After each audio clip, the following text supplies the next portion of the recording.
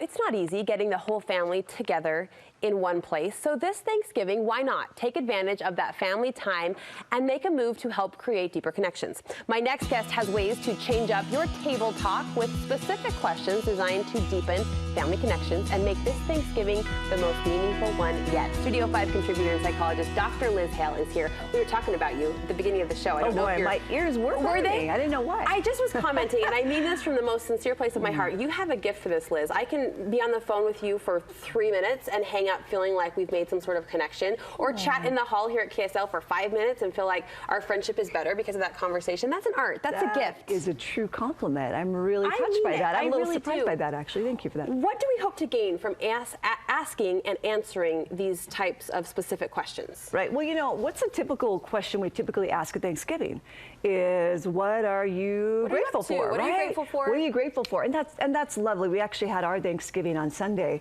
which I really love that tradition, because then everyone's free on Thanksgiving, right? To either set up for Christmas or travel or go to in-laws. That's nice. We do, and I love it. And we did that same question.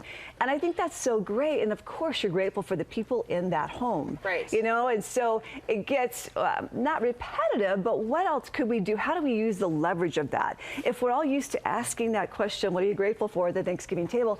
Let's milk it a little bit and let's find out some deeper, let's ask some deeper questions and kind of find out what's really going on. What do you wish for? What do you hope for? What are you afraid of? Some of those general questions. And you can do it according to your Thanksgiving dinner. Maybe you have a child's table, for instance, you know, maybe you have the adults table. So you can do a bowl of questions, or you can do a question for every maybe name card of the person that's there at that Thanksgiving. But milk the opportunity. So even staging some questions in a bowl is kind of what you referenced. You can do that. That's one option. I just say, let's use the leverage of Thanksgiving. Of all the dinners we have during the year, it's Thanksgiving that people are usually most used to saying, what are you grateful for? They're usually, used to that one question of what are you most grateful for? So milk it. All right. Well, you've broken this down in kind of different family members, these lists of questions that we can draw from if we need some help kind of jump starting this conversation. Let's start with that kid table you mentioned, the littlest guest at the table. Right. I think it's fun to do a kids bowl and they could ask each other's questions, especially if the teenagers are there. But you know, I got this idea from a Facebook post. So I thought it was so fun. It was a mother really asking her children individually these questions of like, what makes me happy? You know, what do you think makes me happy? What makes me sad? What do I always say to you? You know, that could be a funny one. And I'll let our viewers read the rest. But what do I always say to you? One of my friends asked her daughter that. And she says, well, you always yell at me. She goes, oh, honey, what do you mean I always yell at you? When do I yell at you? And she says, get in the car. And so you really get an insight into how you as the parent come across. Like it or not. It's really kind of fun. Like, what do I do after you go to school? What do I do all day? I'm curious, what are kids going to say about what you as the parent do all day?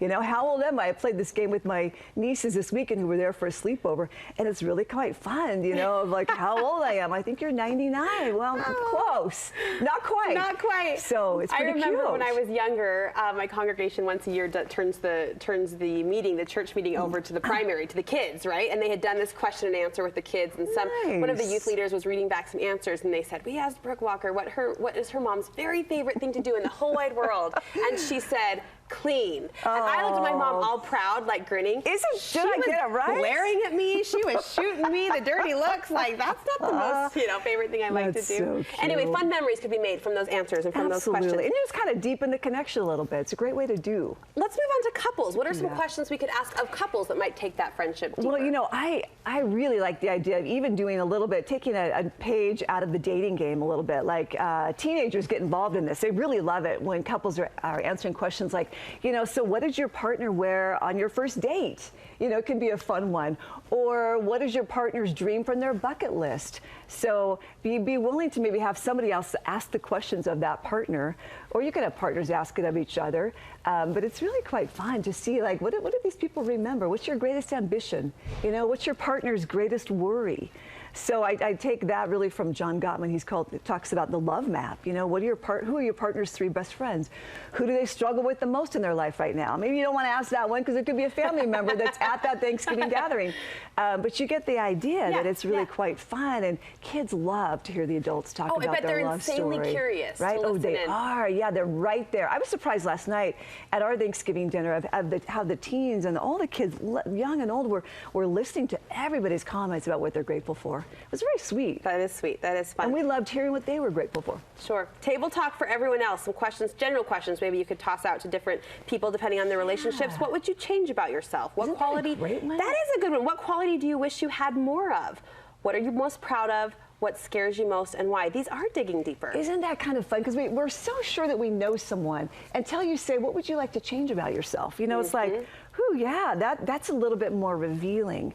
So I guess that's why I've just thrown this out as an option, other than what are you grateful for, or in addition to what are you grateful for? Sure. Or, you know, tell me something kind of personal. If you could live anywhere, where would it be and why? We're talking as if relationships are all pleasant and all good, and we know, Sally, that's not the case. If there is some conflict that's still hanging out there, or some hard feelings bubbling up person to person, is this the time to address it?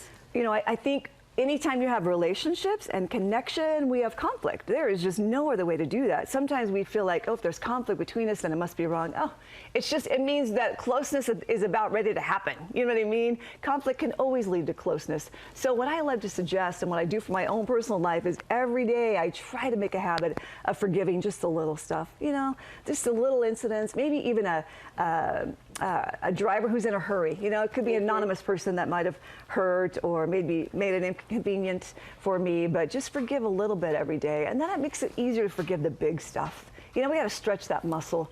If we're in human contact, we're going to be in conflict. Great advice, as always, Liz. Thank you so much. Happy Thanksgiving to you, sister.